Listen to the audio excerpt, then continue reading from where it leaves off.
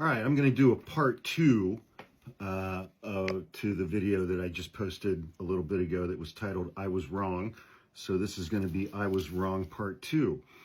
What I was wrong about in a long video that I posted about this whole Wired article, Taylor Lorenz chorus thing. I posted a long video last night in which I said that there had been no changes to the article as it appeared on the website wired.com since it was published last Wednesday morning, first thing. It is currently Monday evening, September 1st. It's 8 p.m. West Coast time.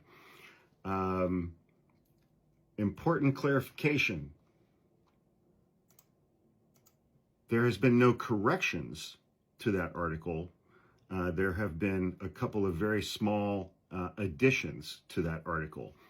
And I covered it in the last video, but I'll read this paragraph in this first one. Update, 8/28/2025, 7 p.m. Eastern Daylight Time.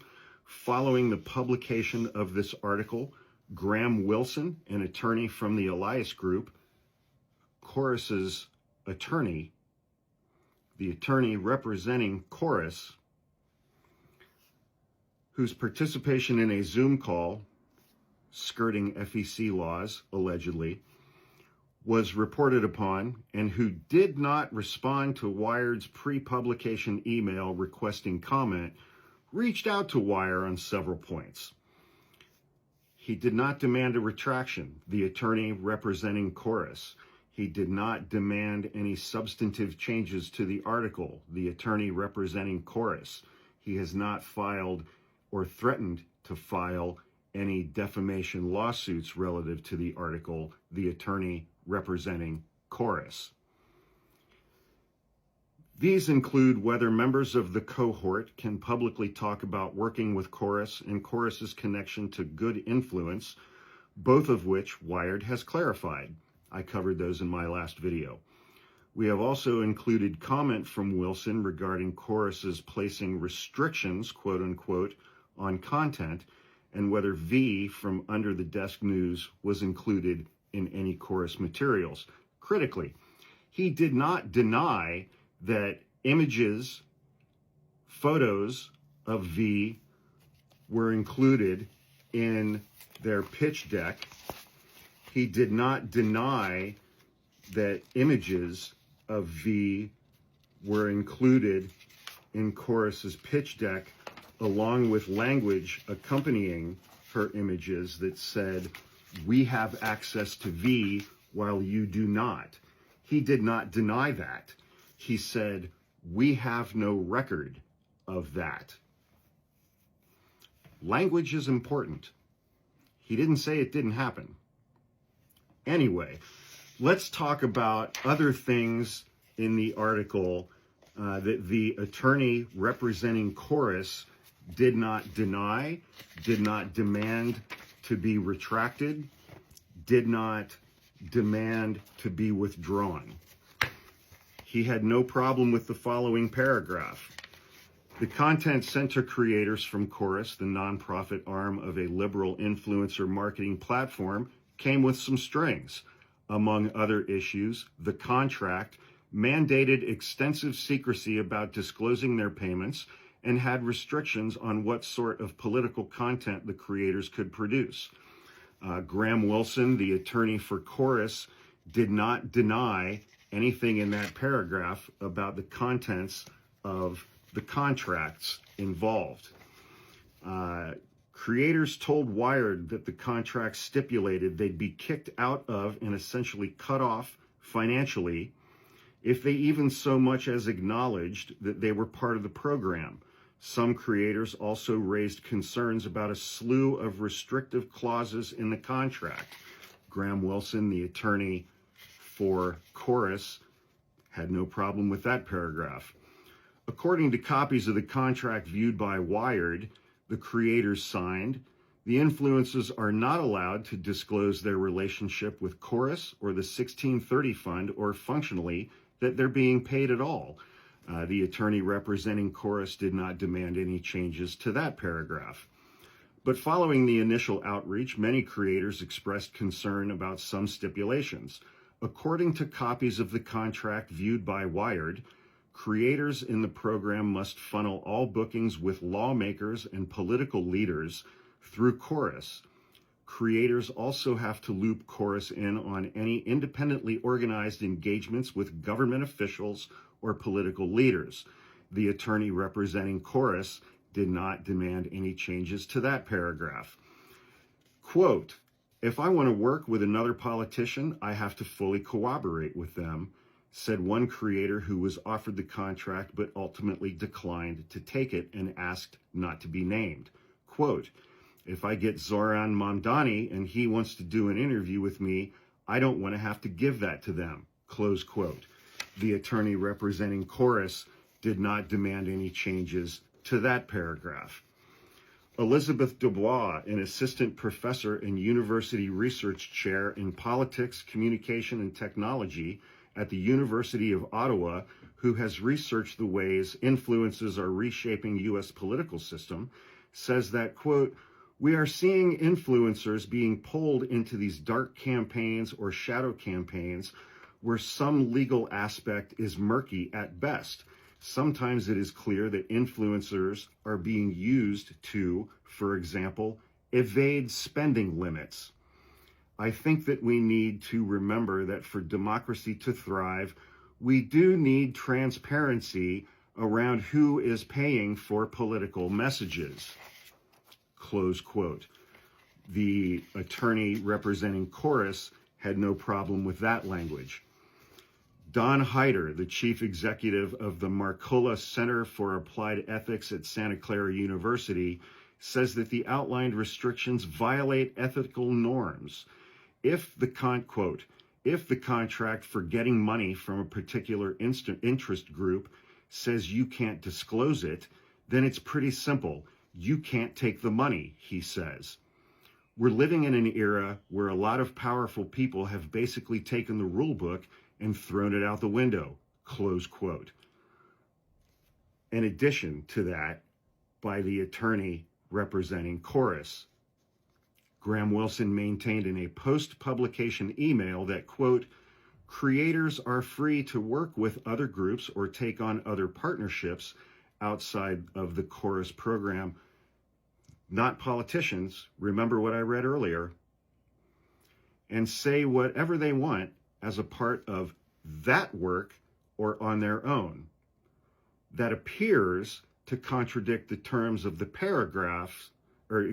of the contract, which the attorney representing Chorus did not provide.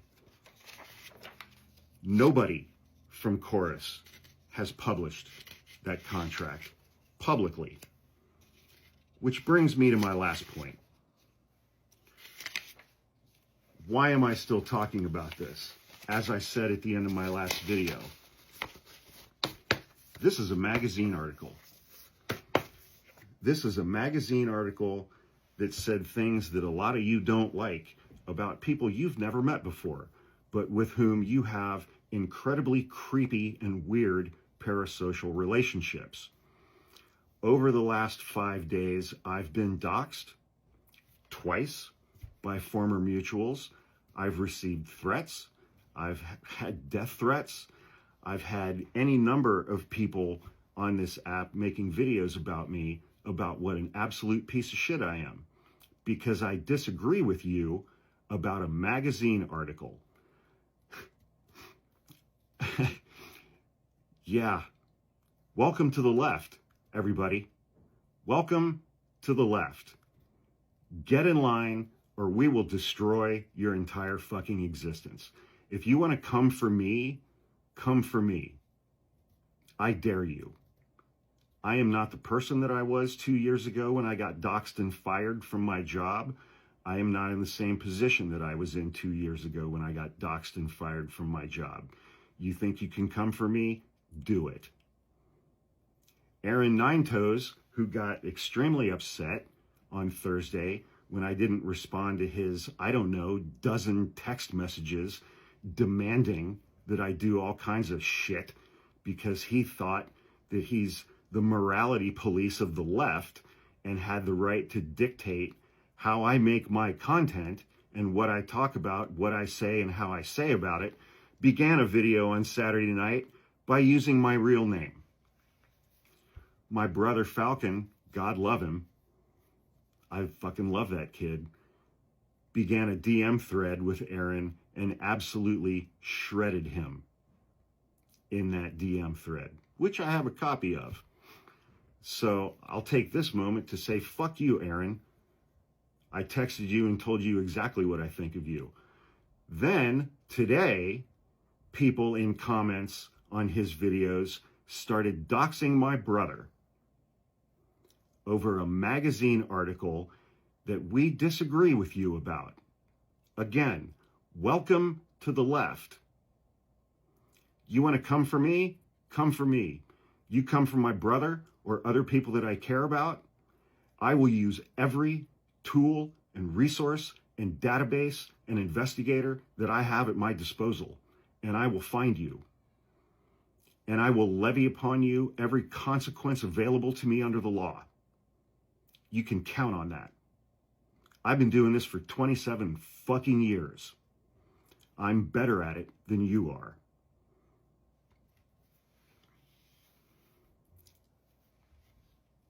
What has been true and clear since last Wednesday morning, and this is a call out. I am calling out Brian Tyler Cohen, co-founder of Chorus, who did a video in response to this article, which I did a duet of to give it full airing on my page to my 1 million plus followers. You have had the power since last Wednesday morning to release these contracts and publish them. I have been in contact with multiple people who received your contract. They may be members of the cohort, they may not. Every single one of them is under the terms of a binding non-disclosure agreement, which Chorus had them sign before Chorus sent them a copy of the contract.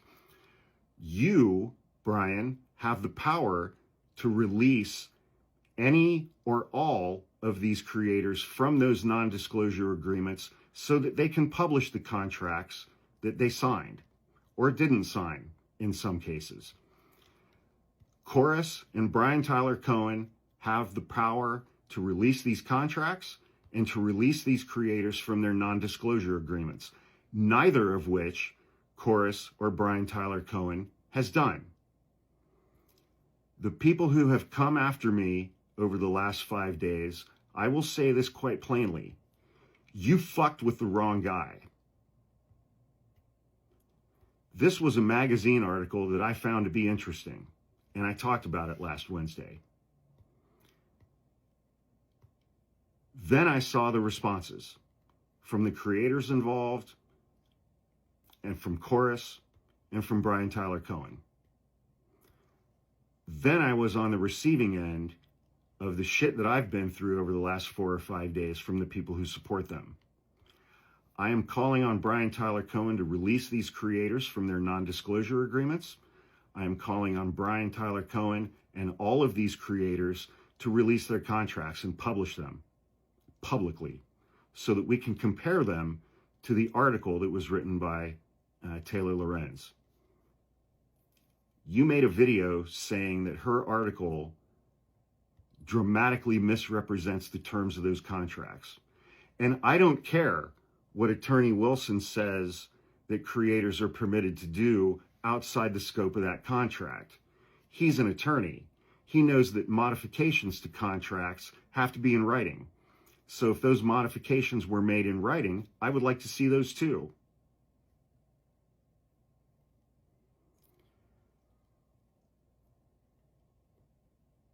I have a lot of other stuff that I could talk about right now, including things that a guy named Stuart said to a friend of mine. Stuart, the co-founder of Chorus with Brian Tyler Cohen. Release the information, release the documents, release the creators from their NDAs. I support your goals. with this organization, Brian. I do. I said that in a video. I've said that in a couple of videos. Your taint sniffing, parasocial, creepy fucking weirdo supporters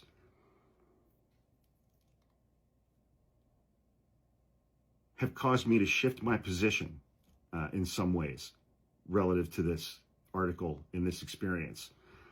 I am calling on you and every creator to release the contracts. Publish them so that we can see them, so that we can compare them to the article that Taylor Lorenz wrote. And because of the shit that I've been on the receiving end from your supporters, I'm going to keep talking about this every day until that happens. I hope everybody had an absolutely fucking amazing Labor Day. I know I did.